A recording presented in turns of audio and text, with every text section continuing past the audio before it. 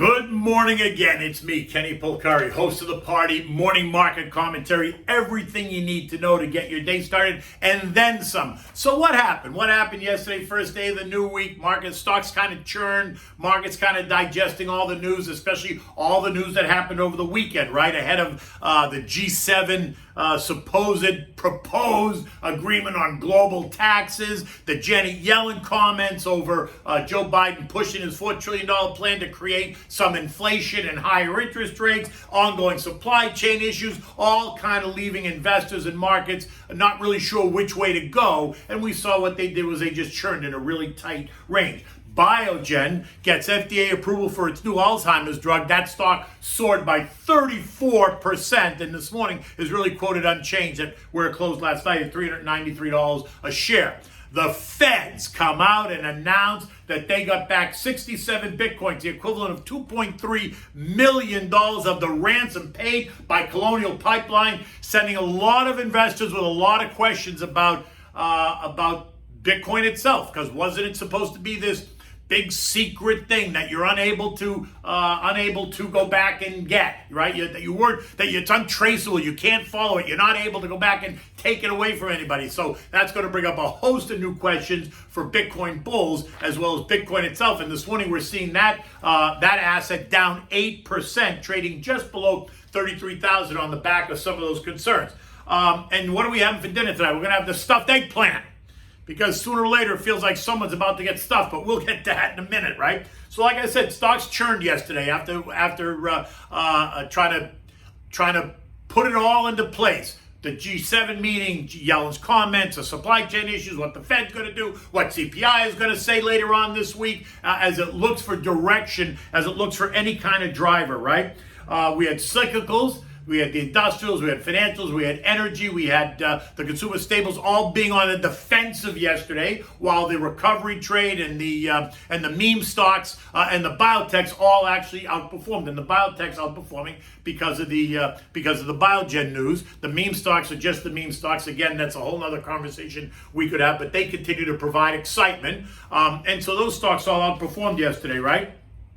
Treasuries ended the day at yielding 1.54%, down from 1.6%, which is surprising that stocks didn't react better considering there was such a move in the treasuries, but they didn't. So is that suggesting that there's maybe some volatility ahead? By the end of the day, the Dow ended up giving back 126 points. The S&P lost 4. The Nasdaq gained 67 points. A lot of that on the back of the biotech news, and there was some bargain hunting going along in the tech sector, stocks that have gotten arbitrarily beaten up, right? And the Russell added 33 points, the outperformer here, gaining 1.4%. But again, that speaks directly to the U.S. economy, because the Russell is all about the small and mid caps, which are usually U.S.-centric names. So when you see the Russell advance like that, then you know that it's what it's suggesting is better news ahead for specifically the U.S. economy. Conversely, when you see it outperform to the downside, then there's more concern about the U.S. economy. But yesterday, it was an update. Bitcoin was the chatter, was much of the chatter of the day after that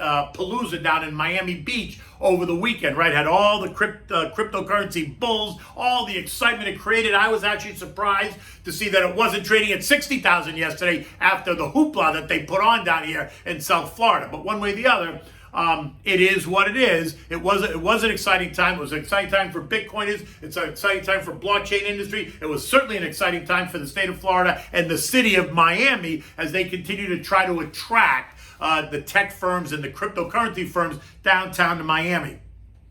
One way or the other, yesterday afternoon, the Fed, led by Lisa Monaco, who's Deputy U.S. Attorney General, came to the airwaves to announce that the Feds have actually recouped $2.3 million worth of the ransom paid by Colonial Pipeline. That's the equivalent of like 67 bitcoins from the hackers that held Colonial Pipeline and the country hostage 3 weeks ago when they disrupted that energy supply chain, right? Which brings up a whole bunch of now issues about this cryptocurrency, because how did they hack? Did the U.S. hack the wallet? How did they do that if they did that? How did they actually get the Bitcoins back? What about the secrecy? I thought this wasn't supposed to be that transparent, that Bitcoin was safe. It was not the same as using, no one could just come into your bank account and take your Bitcoin the way they can come in your bank account and take your money, right?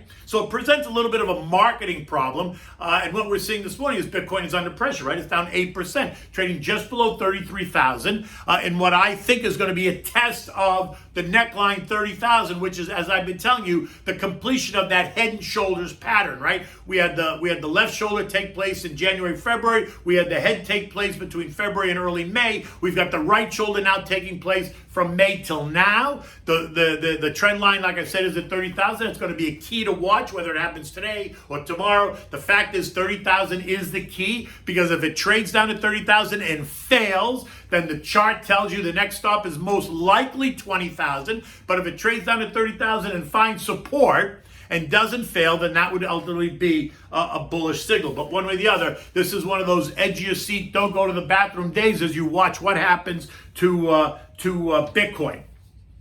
Next up was all this hoopla surrounding Jeff Bezos and his brother getting on this Blue Origin flight for an 11-minute throw ride out into space. Now, Blue Origin is a Jeff Bezos venture, and if you really want to, for $2.5 million, there's one seat left. You could join them on this 11-minute throw ride. But I think what was really interesting was that's great. They made this announcement. It's all very exciting, and people are happy, and they want to live their life through Jeff Bezos and go into space too. I get it.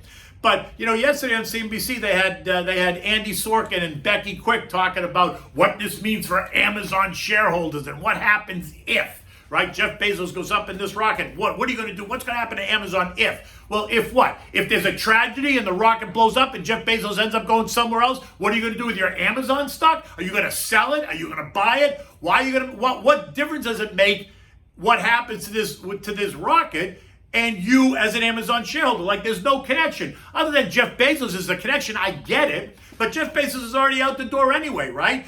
Months ago, he announced he's stepping aside. Did you sell your Amazon when that news happened? If you did, not really a smart move. And if you bought more, that was probably a better move. But what difference does it make if this rocket blows up and Jeff Bezos goes somewhere else? If Jeff Bezos had a heart attack tomorrow and passed away down here on Earth, are you going to sell your Amazon stock? It's the same result, right? Jeff Bezos not here anymore. It's the same result. And if you're going to sell your Amazon stock based on whether Jeff Bezos lives or dies, that's a whole nother conversation that we have to have, because I'm not sure where you get that thesis and why you would invest. Did you do that when Steve Jobs died? Did you sell your Apple stock when Steve Jobs died or not? I guess maybe not, because you could say we all knew it was going to happen because he was sick, and so we were able to walk through that process with him. If something happens to Jeff Bezos, in June or July, whatever this rocket launch is, if something happens to him, I guess it's going to be, we wouldn't have time to prepare, and maybe that would be the reason that people get nervous, which I think is completely ridiculous. But just think about this for a minute. What a spectacular ending, a dramatic ending to a really spectacular story, if in fact something should happen to the rocket. I mean, think about it. Could Jeff Bezos, could he go out with any bigger of a bang, considering what he's created here on Earth? I mean, I don't know. I mean, I guess if I were Jeff Bezos, going out in that kind of event versus just having a heart attack on Earth is probably so much of a better ending to that story. But one way or the other, I certainly hope nothing happens. But it was just interesting how they tried to tie the conversation between Jeff Bezos and Amazon shareholders and why you should be concerned or not concerned, and what happens if it's successful, it goes up and it comes down. Are you going to buy more Amazon stock as a result of that? I don't know. It's just that thinking just doesn't make sense to me. But look, to each his own.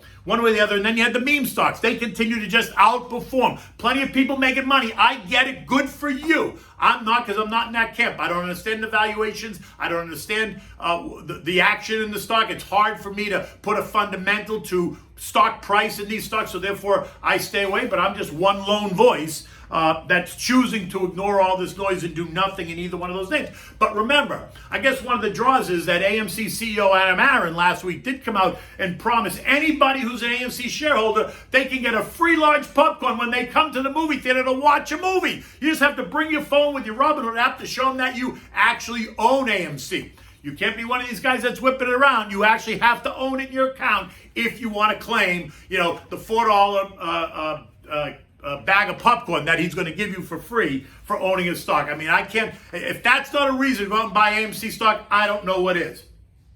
Look, this morning futures were flat when I was writing the note earlier, but they've since turned lower as the sun has come up, right? Dow futures are now down 150 points. S&Ps are off 10. The Nasdaq's down about 6. And the Russell's also down about 6. Asian markets overnight were mostly lower. China, the worst performer out of the group. European markets are flat to slightly higher. Treasuries are unchanged at 1.54%. The dollar is holding right at 90. Gold is holding right at 1900. And West Texas Intermediate Oil is off a little bit, trading at 68.60, right down below 69 and change. But look, it had this spectacular run up close to almost $70. It was kissing $70 last week. And so this kind of back and fill makes perfect sense. Don't worry, demand's not going anywhere. Oil's going to remain in the $65, $70 range. And I still expect that it's going to test 70. I still think it's going to do it for 4th of July, but we'll see how the story goes. We'll see how they what data they release and how they talk it either up or down. One way or the other. Today, tomorrow, yesterday, the market was really devoid of any directional driver. The news is going to be on Thursday when we get the CPI data, and then next week when we get the FOMC data. Those are going to be the two real key pieces, right? Joey Manchin is refusing to side with the Democrats in his far left agenda, and so therefore that's driving Nancy and Chucky into a frenzy. But there is word that there's going to be some bipartisan group of senators going to try to come up with an alternative plan, but I'm not sure that that's really chatter or that's a real conversation. But we'll find out. The weekend's G7 proposed tax agreement is just that. It's a proposal. Trust me, this is not happening anytime soon. There's lots of hurdles to get over, right? A lot of stumbling blocks that are in the way before this deal becomes anything new. So why people are getting all worked up about tax rates, global tax rates changing anytime soon is really beyond me. The conversation is going to happen, but it's going to be a while. It's going to be a long time before anything happens there. And then there's always that underlying inflation concern. And in fact, the Wall Street Journal runs with the headline this morning: commodity price surges add to inflation fears. Higher prices for commodities are flowing through to more companies and consumers, making it harder for central bankers to ignore. So that just goes into that whole argument about, what the Fed is going to say next week. Everyone's expecting certainly that the taper conversation is going to happen at some point in the future. But next week, the chatter is that they're going to actually announce that they have in fact started to think about talking about it. They're no longer hinting. They're going to tell you that they're thinking about talking about it. It will happen at some point in the future. That is the expectation.